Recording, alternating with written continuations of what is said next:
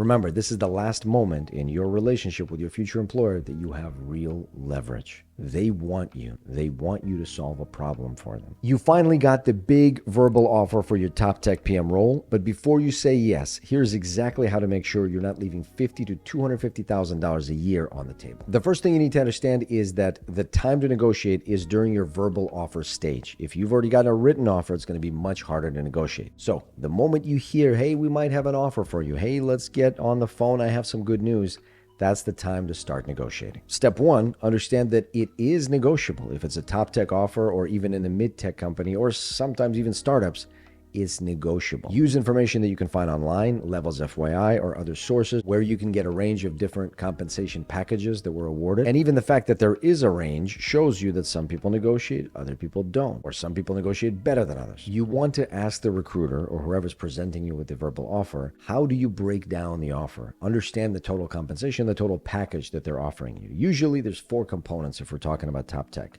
There is base, there is a bonus, an annual bonus. There is an equity component usually.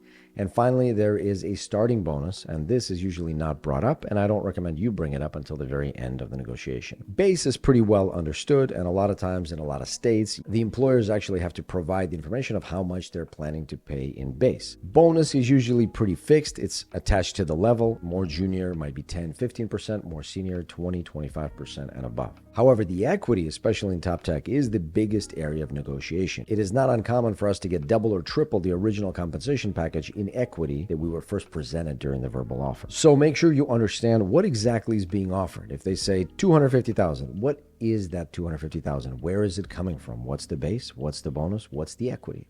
When you're talking about equity, are you talking about equity over a 4-year horizon, the usual? Is there a cliff period, which means will you not get your equity if you don't stay with the company for a certain period of time? Do you get the actual stock units if it's a public company, or do you get the options to buy a share? What exactly is the offer? After you get the specifics, I would recommend asking the recruiter for a range that they've seen provided in a certain package within each of those areas. For the base salary, what have you seen as the range for this position? For the equity, what is the range that you've seen? For the bonus, what is the range that you've seen? And finally, starting bonus. What have you seen as the range for starting bonus for this role and this leveling? One thing you want to understand together with the original verbal offer is what level is being offered to you. What level are we talking about here? And that's going to determine how much you're going to be able to negotiate. And it is also negotiable. You can say, hey, I actually interviewed for this level, or is this level on the table?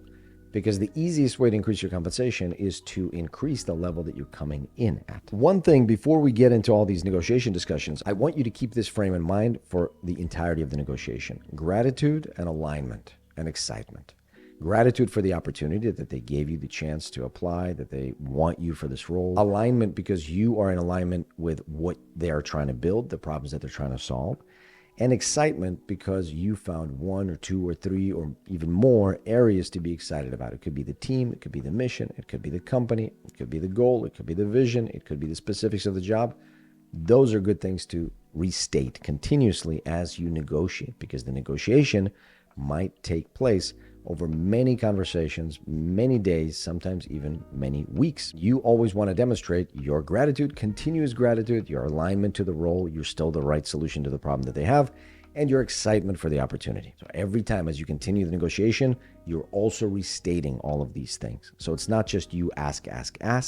You're also saying, hey, I'm a good fit, I'm the right fit, I'm the right person.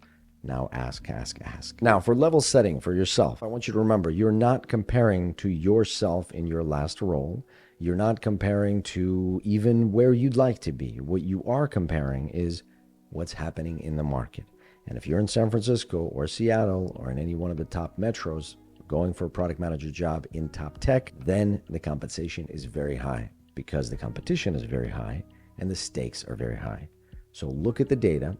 Look at the spread and decide where you want to be. My approach is I will look at the data available, I will take the biggest possible compensation point, and I will use that as my starting off point. I want to get at least that much. Remember, this is the last moment in your relationship with your future employer that you have real leverage. They want you. They want you to solve a problem for them. I assure you, they have plenty of market capitalization to pay for your compensation and 50% more and 100% more, and so on and so forth. They can negotiate. They're not going to walk away because you're asking for a reasonable market rate. Since this is the last time you have real leverage, use it. Once you start working, you're going to be getting 3 and 4 and 5% salary bumps, and you're going to say thank you very much. It's going to be very hard to get refreshers, although there's ways to do that. We can talk about that in other videos. But for the most part, this is your biggest area of leverage. You can spend another extra hour, 2, 3, 4, and double your compensation. Let me know if you have any questions. See you next time.